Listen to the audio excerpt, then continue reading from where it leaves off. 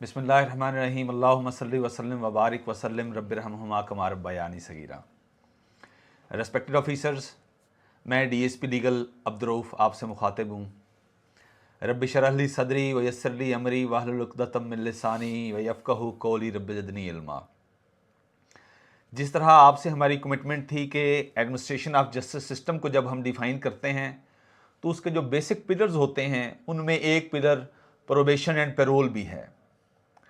अब ये जो डिपार्टमेंट है इतना ज़्यादा इसकी इम्पोर्टेंस है कि आप सोच भी नहीं सकते, क्योंकि बुनियादी तौर पर जो एक मुल्ज़िम होता है जिसके ऊपर इल्ज़ाम लगता है वो मुआशरे का अगर एक कारआमद शहरी नहीं है, कारआमद फ़र्द नहीं है, मुआशरे के अंदर मुआशरे की इज्तमाही बेहतरी के लिए अपना रोल प्ले नहीं कर रहा, या पूरे एडमिनिस्ट्रेशन ऑफ जस्टिस सिस्टम से होते हुए भी अगर उससे कोताही हुई, गलती हुई, तो किसी भी अदालती निज़ाम इंसाफ जो होता है उसका बुनियादी तकाज़ा होता है कि जब ऑफेंडर उसमें से गुजरता है, सारे मराहिल तय करता है, तो उसके अंदर रिफॉर्मेशन आनी चाहिए, रिहेबिलिटेशन आनी चाहिए। तो अगर इस सारे सिस्टम से गुजरने के बावजूद भी उसके अंदर इस्लाह का जो अंसर है वो पैदा ना हो, तो फिर उस सारे निज़ाम इंसाफ पे और एडमिनिस्ट्रेशन ऑफ जस्टिस सिस्टम पे एक क्वेश्चन मार्क आता है। तो जब हम प्रोबेशन एंड पैरोल डिपार्टमेंट को, उसकी पेचीदगियों को देखते हैं, तो हमें ये चीज़ रोज़े रोशन की तरह वाज़ेह हो जाती है कि इस डिपार्टमेंट का मुल्ज़िम की इस्लाह के लिए बहुत कलीदी और बुनियादी किरदार होता है। लेकिन बहुत से कानून के तालिब इल्म इसके इसरार व नमूज़ से नाबल्द इसलिए रह जाते हैं कि इसकी इफ़ेक्टिवनेस से वो आगाह नहीं होते। सो इसी तनाजुर में आज हमने हमारे डिस्ट्रिक्ट बहावलपुर के प्रोबेशन एंड पैरोल ऑफिसर हैं उनको दावत दी है। तो एडमिनिस्ट्रेशन ऑफ जस्टिस सिस्टम के इस अहम तरीन जो पिलर है उसकी सारी कहानी हम सर की ज़ुबानी सुनते हैं। सर, आपका बहुत शुक्रिया सर, आप तशरीफ़ लाए, आपने अपनी गुनागू मसरूफियत से टाइम निकाला। सबसे पहले तमाम ऑफिसर्स के लिए सर अपना एक ब्रीफ इंट्रोडक्शन हो जाए, उसके बाद हम डिपार्टमेंट की तरफ आएंगे कि आप कहाँ से हैं और कब आपकी सिलेक्शन हुई।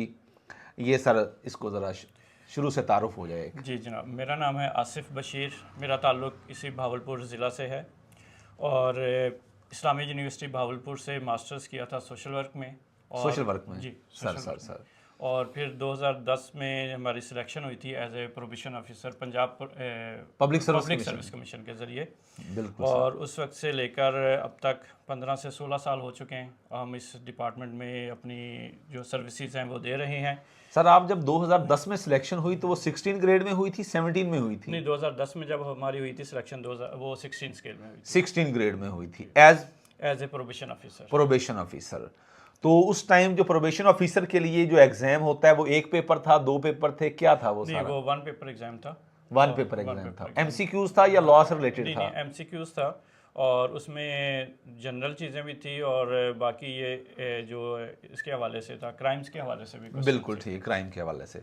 अब सर हम डिपार्टमेंट की ज़रा पूरी एक ओवरव्यू आ जाए कि ये डिपार्टमेंट का सर्विस स्ट्रक्चर क्या है, ये डिपार्टमेंट के बनाने के अगराज व मकासद क्या थे और किस तरह ये डिपार्टमेंट काम कर रहा है, एक सीक्वेंस वाइज ये हमारे सारे ऑफिसर्स के लिए हो जाए। अच्छा, सबसे पहले मैं आपके वहाँ से शुरू करते हैं कि जब अदालत में केस होता है और वहाँ पे अदालत ने फ़ैसला करना होता है कि इसको सज़ा क्या दी जाए।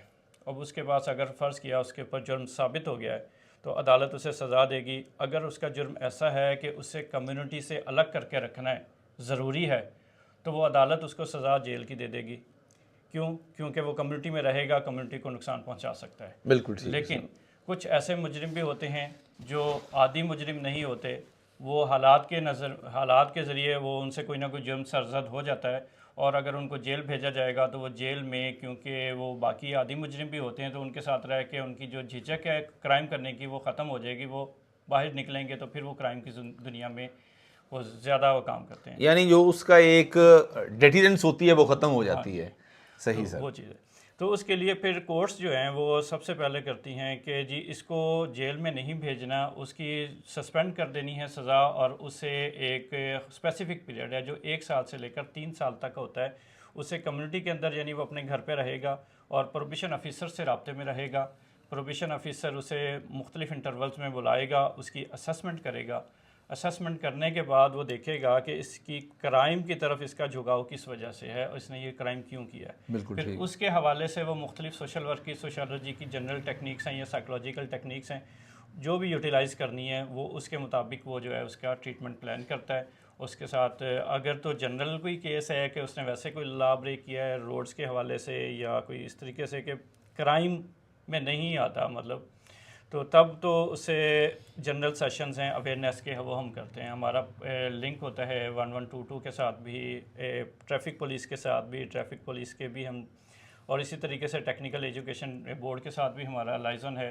तो हम उनमें से सिलेक्ट कर लेते हैं और जो उसको जिस चीज़ की रिक्वायरमेंट होती है उसके मुताबिक जो है उसका ट्रीटमेंट हम करते हैं। जनरल सेशन रखते हैं और वो हमारे ऑफिस में चीज़ों करते हैं। जिसको ज़्यादा ज़रूरत है 1-to-1 की, तो वो हम उसका सोशल केस वर्क का एक मेथड है या केस मैनेजमेंट उसे भी कह सकते हैं, तो उसके फिर मुख्तलिफ सेशंस रखे जाते हैं, उसके हालात देखे जाते हैं और उसके मुताबिक फ़ैसला किया जाता है साथ साथ कि अब इसे कौन सी प्रैक्टिस करवानी है, कौन सी एक्टिविटी करवानी है। और अगर एक और तरीका हम इख्तियार करते हैं सोशल ग्रुप वर्क का, उसमें ये होता है कि अगर 8 से 10 लोग जो सेम क्राइम के हैं या सेम नेचर ऑफ क्राइम के हैं उनको हम देख लेते हैं और उनमें अगर आइडेंटिफाई करते हैं कोई इशू, तो वो 1-to-1 में भी हल नहीं हो सकता, जनरल बड़े सेशंस में भी हल नहीं हो सकता, तो वो एक छोटा ग्रुप बना देते हैं उनका सेम, और उनको वीकली हम बुलाते हैं ऑफिस में और उनको मुख्तलिफ असाइनमेंट्स देते हैं, एक्टिविटीज़ उनसे करवाते हैं। ऐसी एंगेज रखते हैं। फ़र्ज़ किया अगर किसी को गुस्सा ज़्यादा आता है तो हम पहले सारे ग्रुप से पूछेंगे कि आप किस बात पर रिएक्शन देते हैं। वो अपनी वो आदत बताएगा कि मुझसे ये चीज़ बर्दाश्त नहीं होती, तो नेक्स्ट डे प्लान करके हम उससे रखेंगे कि जी 2 लोग बैठ गए, जो चीज़ बर्दाश्त नहीं होती दूसरा उसका साथी वही बातें करेगा, वही बोलेगा और उसने बर्दाश्त करना है, आगे से रिएक्शन नहीं देना, यानी साइकोलॉजिकली उसको टारगेट करना है। तो इसी तरीके से मुख्तलिफ एक्टिविटीज़ हैं जो उनकी अखलाकी तरबियत के हवाले से, और जिसमें अगर कॉन्फिडेंस नहीं है तो उसमें हर बंदे ने पार्टिसिपेट करना होता है और इस तरीके से हम उनको लेके चलते हैं। सर इससे पहले कि हम इसकी मज़ीद डिटेल में जाएँ, ज़रा ऑफिसर्स के लिए ये बता दीजिएगा कि इसको कौन कौन से, यानी आपके डिपार्टमेंट को कौन कौन से जो लॉज हैं, स्पेशल लॉज, वो डील करते हैं। ठीक है, इसमें सबसे पहले जो सिलसिला, जैसे पहले बात हुई थी कि जेल में भेजने के बजाय हमारे पास भेजा जाता है, इसमें सबसे पहला जो लॉ आया था वो था good conduct prisoners probational release act 1926।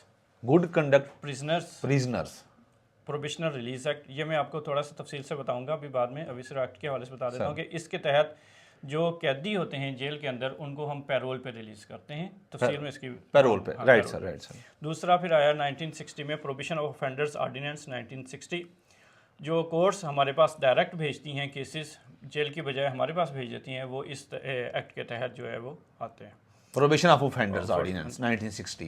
अभी 2025 में इसमें अमेंडमेंट आई है, प्रोबेशन ऑफेंडर्स एक्ट हो गया 1925। उसके अंदर एक चीज़ का इजाफा कर दिया है कि उनसे हम कम्युनिटी सर्विस भी ले सकते हैं, कोर्ट्स जो हैं वो कम्युनिटी सर्विस का ऑर्डर भी पास कर सकती हैं। बिल्कुल, उसके मुताबिक वो हम करते हैं। बिल्कुल ठीक सर। अब इसके बाद एक है हमारा जुवेनाइल जस्टिस सिस्टम एक्ट है, उसमें भी प्रोबेशन ऑफिसर का काफ़ी रोल है। जुवेनाइल्स को कैसे डील करना है, जुवेनाइल रिहेबिलिटेशन सेंटर्स हैं उनको कैसे रन करना है, वहाँ पे उनके साथ क्या क्या एक्टिविटीज़ करवानी है, वो एक पूरा एक चैप्टर है जुवेनाइल जस्टिस सिस्टम का। बिल्कुल सर। और इसी तरीके से हमारा जो डिपार्टमेंट का पहले नाम था रेक्लेमेशन एंड प्रोबेशन, और लेकिन अब 2019 में नया एक्ट आया था, Punjab probation and parole service act 2019 में 2019, ठीक है। इसके तहत अब हमारा जो पंजाब के अंदर है, पहले हमारे पास जो हेड होता था पंजाब में वो डायरेक्टर होता था, लेकिन अब डायरेक्टर जनरल हमारे हेड हैं और होम डिपार्टमेंट के अंदर ये आता है। सेक्रेटरी साहब ओवरऑल उनके वो व्यू करते हैं, लेकिन यानी ये बेसिकली हिरार्की है।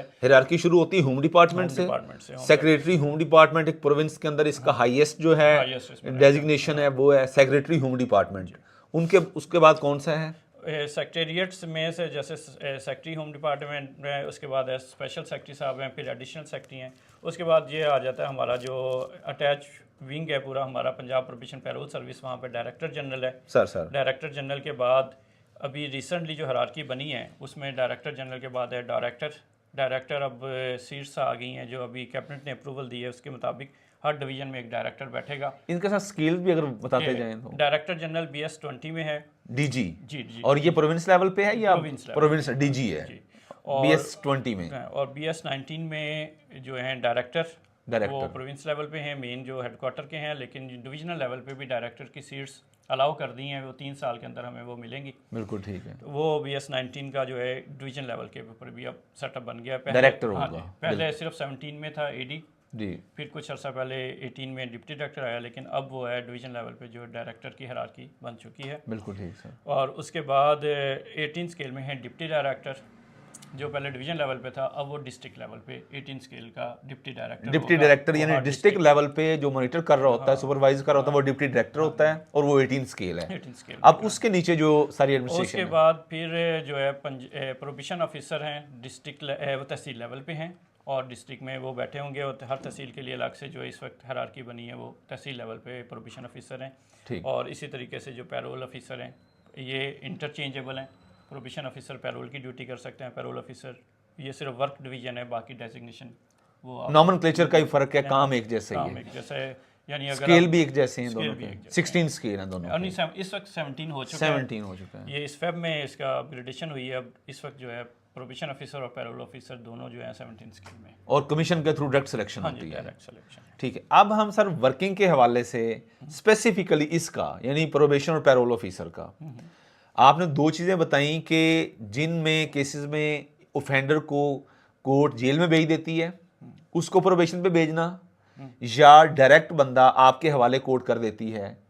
इस हवाले से ज़रा कैटेगोरिकल बता दें दोनों ये जो एक्ट हैं, good conduct prisoners probation release act 1926 और 1960, इन दोनों को। जी, कोर्ट जब डिसाइड करती है कि एक बंदे को जेल की बजाय उसे प्रोबिशन पे भेजा जाए या उसे कम्युनिटी सर्विस का ऑर्डर किया जाए, तो वो प्रोबिशन ऑफिसर के हवाले करती है, डायरेक्ट वो जेल में नहीं भेजती। और जेल उसमें सर नहीं ऑफेंस की कैटेगरी होती है उसमें या क्वांटम ऑफ पनिशमेंट को देख के ये किया जाता है? इसमें फीमेल के लिए और जुवेनाइल के लिए अगर कोई ऐसा जुर्म है जिसमें उसको सज़ा जो है वो लाइफ इम्प्रिजनमेंट हो सकती है, तो वो भी प्रोबिशन पे आ सकता है, सिर्फ खवातीन की हद तक। अच्छा, खवातीन के लिए अगर लाइफ इम्प्रिजनमेंट भी है तो प्रोबेशन पे आ सकती हैं वो। जबकि प्रोबिशन जो मेल हजरात हैं उनके लिए लाइफ इम्प्रिजनमेंट और डेथ के अलावा बाकी कोई भी क्राइम है वो इसमें आ सकता है, प्रोबेशन में आ सकता है। चंद ममानियात हैं जैसे डकैती है, जो आदि मुजरिम ना हो, जो रिपीटेड ऑफेंडर ना हो, ये ना हो कि जब भी उनको आज़ाद करें कम्युनिटी में आके फिर वो क्राइम करें, इस तरह के लोगों को बस नहीं निकालते। अच्छा, ये सजा है, इसके हवाले से बड़ी कंफ्यूजन पाई जाती है कि प्रोबेशन सजा है या नहीं है। अच्छा, ये इसमें हमारा जो है सेक्शन 11 है वो क्लियर करता है। किसका, कौन से एक्ट का? प्रोबिशन ऑफ ऑफेंडर्स ऑर्डिनेंस 1960 का सर, सेक्शन 11। हाँ, वो क्लियर करता है कि ये जो प्रोबिशन है जब अदालत उसे देगी तो वो उसे सज़ा कंसिडर करेगी सिर्फ अपनी मेंटेनेंस ऑफ रिकॉर्ड के लिए सर, और अपनी लाइफ के हवाले से उसके लिए वो सज़ा कंसिडर नहीं होगा। जैसे वो प्रोविज़न कंप्लीट करेगा, वो गवर्नमेंट जॉब भी कर सकता है, वो बाहर जाना चाहे, वो इलेक्शन लड़ना चाहे, उसे सारी जो सिटीज़न की जो राइट्स हैं वो सारे उसे अवेलेबल हैं। यानी ड्यूरिंग प्रोबेशन आपका इसमें ये कहना है कि जैसे ही कोर्ट किसी को प्रोबेशन पे भेजती, प्रोबेशन का मतलब सर ऑब्जर्वेशन? हाँ, अंडर ऑब्जर्वेशन, यानी for certain period of time court कहती है कि ये फर्स्ट ऑफेंडर है, इसको अगर जो आदि मुजरमान है उनके साथ रखा जाए तो ये मजीद बिगड़ सकता है, इसको अंडर ऑब्जर्वेशन रखा जाए, और जो ऑब्जर्वेटरी ऑफिसर होता है वो प्रोबेशन और पैरोल ऑफिसर होता है, वो 17 स्केल में होता है। अब उसने इसको मॉनिटर करना है। ये प्रोबेशन पैरोल ऑफिसर खुद इसके इलाके में जाते हैं या ये खुद आके अपनी हाजिरी लगवाएगा? इसके हवाले से मुख्तलिफ चीज़ें हैं। प्रोबिशन ऑफिसर की जो ड्यूटीज़ में उसमें जो पहली कंडीशन होती है कि वो दोबारा क्राइम नहीं करेगा जब प्रोबिशन पे प्लेस किया जाएगा। दूसरी ये है कि वो डिस्ट्रिक्ट छोड़ के नहीं जाएगा without prior permission of probation officer. बिल्कुल ठीक है सर, बिल्कुल ठीक। तो और इसमें फिर वो चेक करने का जो अभी जो सिलसिला है ये है कि जो हम डेट उसे देते हैं वो स्टेट पे आ रहा है, बिल्कुल ठीक, इसका मतलब है वो ठीक चल रहा है। और प्रोबिशन ऑफिसर को अगर ज़रूरत पड़े सर वो उसके घर का, उसकी वर्क प्लेस का विजिट भी कर सकता है। बिल्कुल ठीक है, बिल्कुल ठीक। और अगर वो मैनेजेबल हो, क्योंकि आजकल के हालात में वो जॉब के हवाले से तो मैनेजेबल नहीं, जिसको ज़रूरत हो तो वो कम से कम हम अपने तौर पे रिकमेंड कर देते हैं जो जॉब कहीं ना कहीं उसकी कोई टेक्निकल स्किल्स के हवाले से कोई कोर्स करना चाहे तो उस हवाले से रिकमेंड कर देते हैं। ड्यूरिंग प्रोबेशन पीरियड भी?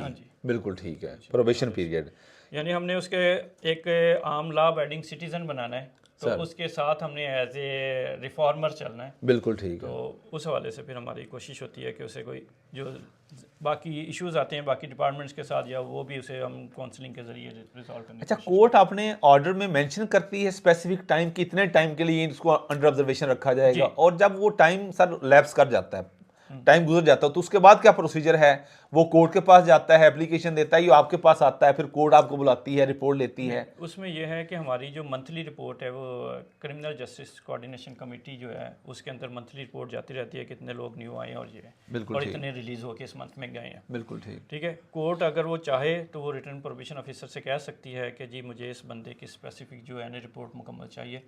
बाकी हमारा ऑफेंडर रेफॉर्मेशन सेंटर है, वो है क्या कहते हैं, OMIS ऑफेंडर मैनेजमेंट इंफॉर्मेशन जो है सिस्टम बनाया हुआ है सर उसके तहत जो है वो हम सारा उसका डाटा ऑनलाइन है।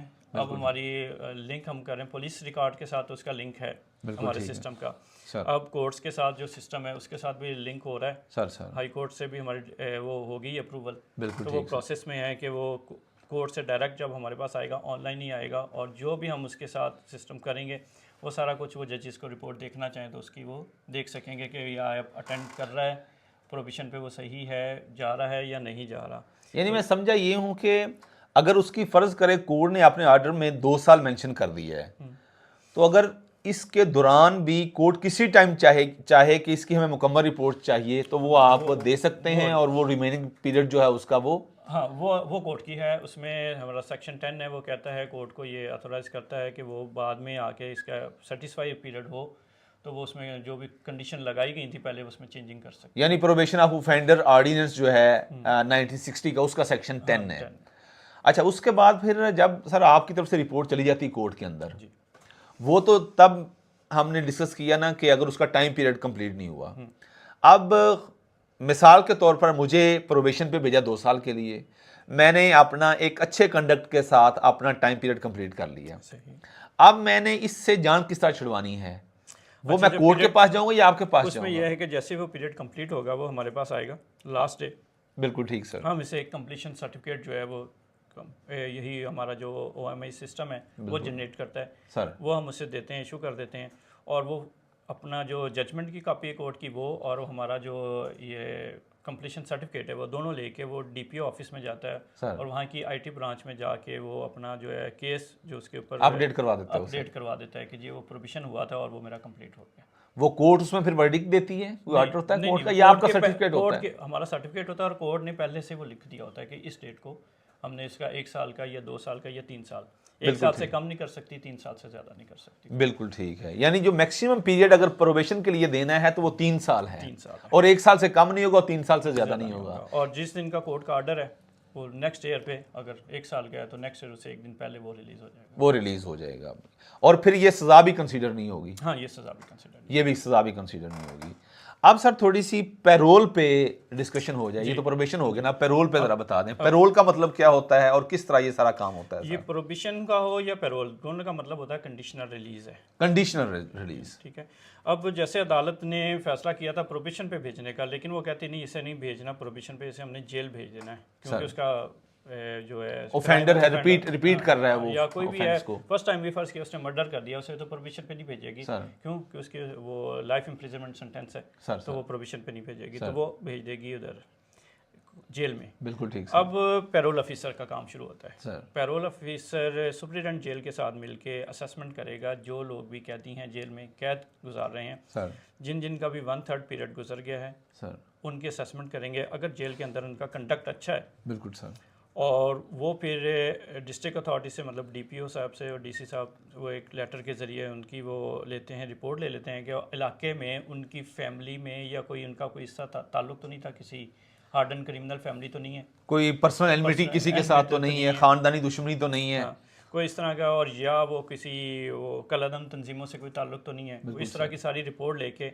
अगर वो सारे हवाले से सेटिस्फाई होते हैं तो फिर वो केस बना के जो है वो पूरा केस प्रिपेयर किया जाता है। उसमें जो है सुप्रीडेंट पुलिस की सुप्रीडेंट जो है वो जेल वो DPO साहब भी होते हैं, और इधर से हमारे जो हैं पैरोल ऑफिसर और असिस्टेंट डायरेक्टर ये केस प्रिपेयर करके जो है ऊपर डायरेक्टरेट जनरल में भेजे जाते हैं। डायरेक्टरेट जनरल में उस केस की स्क्रूटनाइज की जाके, और पैरोल बोर्ड एक बना हुआ है जिसमें अब जो पैरोल बोर्ड है उसके तहत एडिशनल सेक्रेटरी हैं, उसके हेड करते हैं, और हमारे डायरेक्टर इसके हैं पार्ट है, और एक डिप्टी डायरेक्टर, और इसी तरह जेल से आते हैं लॉ ऑफिसर आते हैं, और साइकोलॉजिस्ट भी है, कभी जेल के साइकोलॉजिस्ट भी हो सकती हैं, फीमेल एक पार्ट उनका है। तो वो सारा एक बोर्ड बैठता है और उसमें डिस्कस किया जाता है हर कैदी के जुर्म से लेकर अब तक का टोटल पीरियड। बिल्कुल सर। उसने कैसे गुजारा, जुर्म कैसे किया, क्या असेसमेंट की, पैरोल ऑफिसर भी उसकी असेसमेंट करते हैं, जेल का साइकोलॉजिस्ट भी असेसमेंट करता है, दोनों की सेपरेट असेसमेंट है, वहाँ पे जाके कलेक्ट होती हैं, फिर देखा जाता है कि क्या रिपोर्ट्स है सारी। अगर वो सेटिस्फाई होता है पैरोल बोर्ड तो वो फिर रिकमेंड कर देता है पैरोल का केस रिलीज़ के लिए गवर्नमेंट को। बिल्कुल सर। गवर्नमेंट कंसिस्ट होती है, वो है कैबिनेट वज़ीर आला और जो अपने मिनिस्टर्स हैं कैबिनेट के सर।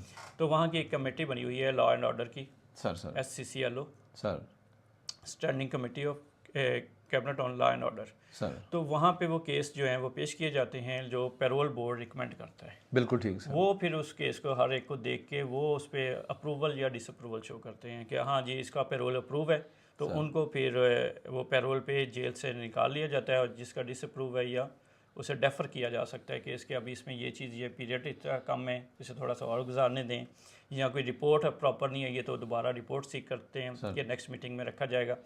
तो इस तरीके से वहाँ पे डिसीजन होता है गवर्नमेंट लेवल पे कि बंदे को पैरोल पे निकालना है या नहीं। ये तो सर मेरा ख्याल परमानेंट बेसिस पे होगा। हाँ जी, ये परमानेंट। लेकिन अगर मिसाल के तौर पर कोई ऑफेंडर है, वो जेल के अंदर बंद है, उसके किसी करीबी अजीज़ की डेथ हो जाती है, उसने जनाजे में शिरकत करनी है, उसके वालिद की या किसी भी ब्लड रिलेशन में कोई किसी की डेथ हो जाती है, तो फिर उसको भी हम देखते हैं कि बाज़ औक़ात पैरोल पे भेजा जाता है। जी जी। तो वो कंसेप्ट क्या होता है, उसमें कौन रिलीज़ करता है और कौन कौन से डिपार्टमेंट उसमें इन्वॉल्व होते हैं, इस हवाले से भी ज़रा थोड़ा सा हो जाए। इसमें कुछ अमेंडमेंट चल भी रही हैं, अभी तक पूरी नहीं हुई है, लेकिन ये इसे कहते हैं temporary parole. Temporary parole. Temporary parole में जो डिस्ट्रिक्ट लेवल पे जो है उसकी अथॉरिटी है DC साहब के पास, एप्लीकेशन देंगे वो DC साहब के पास, और वो चाहे सुप्रीडेंट जेल के ज़रिए दें या डायरेक्ट जाएं, या उसके लाहिकीन भी दे सकते हैं, डी साहब को एप्लीकेशन देनी है सर। तो वो उसमें से सुप्रीडेंट जेल से भी वो रिपोर्ट मांगते हैं, और वो DPO साहब से भी, हाँ जी इसके हवाले से इसको रिलीज़ किया जा सकता है या नहीं, और उसके लिए वो स्पेसिफिक पीरियड होता है 3 से 4 घंटे का, जो भी है उसने जनाजे में शिरकत करनी है सिर्फ उसके लिए होगा। उसमें सफ़र का जो पीरियड है वो इंक्लूड नहीं होगा, वो वहाँ पे पहुँच का जो उतना टाइम गुजारना है वो है। बिल्कुल। चाहे अगर उसने कितनी दूर जाना है, हो सकता है 100 किलोमीटर दूर जाना है सर, वो बाकी पीरियड उसके अलावा होता है।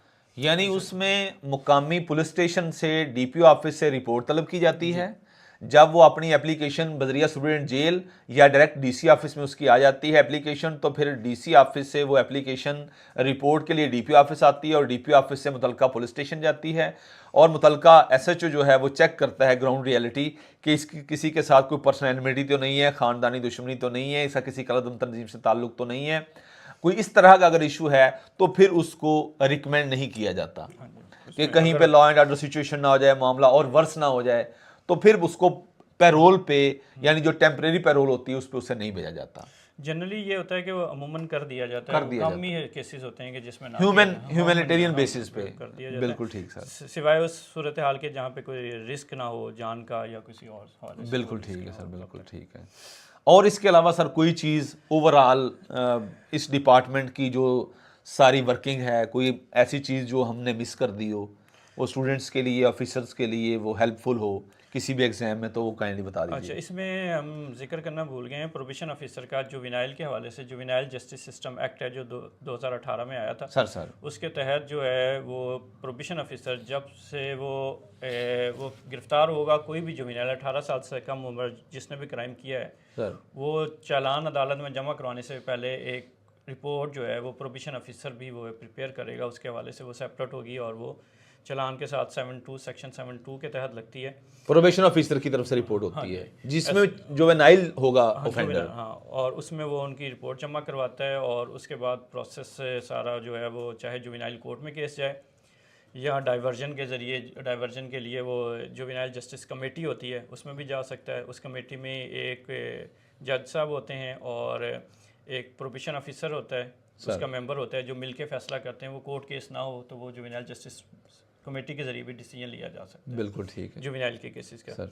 तो वो ज़्यादातर डाइवर्जन या कम्युनिटी सर्विस या इस तरह के या प्रोबेशन के हवाले से करनी है, तो वो फिर एक कमेटी पूरी जो है जुवेनाइल जस्टिस सिस्टम की उसके हवाले से वो जो है काम करती है, उसके सारे हालात को देखते हुए वो फैसला करती है। लेकिन अगर उस कमेटी में ना हो, सीरियस क्राइम हो, तो फिर वो कोर्ट में जाता है, कोर्ट डिसाइड करती है। लेकिन कोर्ट भी को भी ज़रूरत है कि वो पहले उसने प्रोबेशन ऑफिसर ने एक शॉर्ट रिपोर्ट दी है, लेकिन कोर्ट इसे इन डेप्थ स्टडी करना चाह रही है, केस को समझना चाह रही है, सर तो वो सेक्शन 14 के तहत रिपोर्ट मांग सकती है। Section 14 juvenile justice juvenile justice sir, उसमें वो पूरा स्ट्रक्चर बताया हुआ कि उस रिपोर्ट के अंदर कौन कौन सी चीज़ों का ख्याल रखना है। उसके मुताबिक फिर वो रिपोर्ट तैयार करके प्रोबेशन ऑफिसर जो है वो जमा करवाता है, और उसके मुताबिक ये है कि कोर्ट को उस पूरे केस को समझने में आसानी होती है और फैसला करने में आसानी हो जाती है। इसका पर्पस सर सिर्फ यही है या इसमें जुवेनाइल की वेलफेयर को भी देखा जाता है, क्योंकि वो माइनर होता है? हाँ, तो इसलिए एक इंडिपेंडेंट डिपार्टमेंट भी उसको मॉनिटर कर ले कि ये फर्स्ट ऑफेंडर है इसलिए या नाबालिग है इसलिए, इसको क्यों यहाँ पे अटैच किया गया है इसके साथ प्रोबेशन ऑफिसर को? बेसिकली वो चीज़ जैसे आप कह रहे थे कि अभी उसको एक डिपार्टमेंट पुलिस ने तो इंक्वायरी करनी है ना सर, तो ये इन्वेस्टिगेशन पैरेलल जो हमारी रिपोर्ट है वो उसकी सपोर्ट कर रही है, या उसके हवाले से वो जो है एक इंडिपेंडेंट जो रिपोर्ट जो है वो सीख करती है कोर्ट, और उसके तहत उनको दोनों पॉइंट्स ऑफ व्यू जो है वो सामने आ जाते हैं और वो केस ज़्यादा खुल के सामने, क्योंकि पुलिस ने देखना है क्राइम हुआ और उस हवाले से उसने उस पॉइंट्स पे करना बिल्कुल सर। और जो प्रोबेशन ऑफिसर ने देखना है कि उसने अगर गलती की ह्यूमैनिटेरियन ग्राउंड पे, बच्चा है सर उसने क्राइम किया क्यों है सर, बिहाइंड द रीज़न जो पुलिस ने से वो छुप जाती हैं रीजंस, वो फिर उस पे हवाले से काम करते हैं, और वो जो सोशल उसके जो इश्यूज़ हैं वो जो भी हैं और उसका आगे ट्रीटमेंट भी वो सजेस्ट करके वो कोर्ट के सामने रखते हैं कि इस बच्चे के साथ अगर हम ये टेक्निक्स अप्लाई करें तो इससे हम दोबारा वापसी एक अच्छा शहरी बना सकते हैं। यानी सर आपका पॉइंट ये है कि पुलिस को भी इसमें ड्यूरिंग इन्वेस्टिगेशन अगर वो जुवेनाइल का चालान बन रहा है, नाबालिग इन्वॉल्व है, तो प्रोबेशन ऑफिसर को ज़रूर एंगेज करना चाहिए, उसकी रिपोर्ट को अपनी 173 की रिपोर्ट का ज़रूर हिस्सा बनाना चाहिए, ताकि अपनी कलेक्शन ऑफ एविडेंस करते हुए जो उसने अपनी फाइंडिंग्स देनी है 173 की रिपोर्ट की शक्ल में, उसमें हर चीज़ को वो कैलकुलेटेड अंदाज से और कैटेगोरिकली वहाँ पे वो सफ़ा मिसल पे ले आए। ये हमारे इन्वेस्टिगेटिंग ऑफिसर्स के लिए बड़ा अहम मैसेज है कि क्योंकि जुवेनाइल है, नाबालिग है, फर्स्ट ऑफेंडर है, तो अगर आप प्रोबेशन ऑफिसर की रिपोर्ट को इंक्लूड नहीं करेंगे तो वो एक तफ्तीश के अंदर भी सुकम रह जाएगा, जिससे अदालत को हक़ाइक़ का सही अंदाज़ा लगाने में भी थोड़ा सा इशू बन सकता है। सो सर आपका बहुत शुक्रिया सर, आपने अपनी गुनागो मसरूफियात से हमारी रिक्वेस्ट पे टाइम निकाला सर। अल्लाह हम सब के लिए आसानियाँ पैदा करे और इस सारे अमल में अल्लाह रियाकारी से बचाए और हमारी निजात का सबब बनाए, लोगों के लिए भी इसमें सर इस्लाह का पहलू हो, और जब तक ये कोई सुने तो हमारे लिए सदका जारिया भी हो। सर बहुत शुक्रिया, अल्लाह हम सब के लिए आसानियाँ पैदा करे और आसानियाँ तकसीम करने का शरफ बख्शे। अस्सलाम वालेकुम।